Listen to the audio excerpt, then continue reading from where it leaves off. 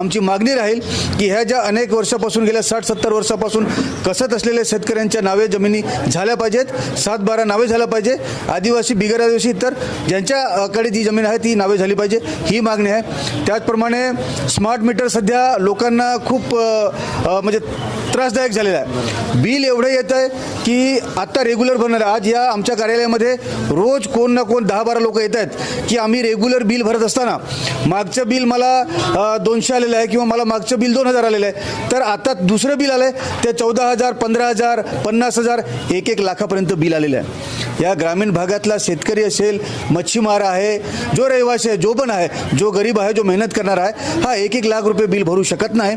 आणि म्हणून या पायी मोर्चाच्या माध्यमातून आमची ही सुद्धा मागणी आहे की हे स्मार्ट मीटर आम्हाला नको आहेत, ही मागणी आहे। त्याचप्रमाणे रोजगार हमीची कामं, आता लोकांना बाहेर जावं लागतं, स्थलांतरित होत आहेत, तर रोजगार हमीची कामंसुद्धा त्यांनी सुरू केली पाहिजेत आणि जवळजवळ 200 दिवस काम दिलं पाहिजे, जेणेकरून हा इथला जो नागरिक आहे तो बाहेर जाता कामा नये, 200 दिवस काम दिलं पाहिजे, ही मागणी आहे। अशा इतर मागण्या अनेक मागण्या आहेत। ह्या मागण्या घेऊन आम्ही मार्क्सवादी कम्युनिस्ट पक्षाची ठाणे पालघर जिल्हा कमिटी, आमचे सर्व पदाधिकारी या ठिकाणी आहेत आणि यांच्या नेतृत्वाखाली हा पायी मोर्चा निघणार आहे।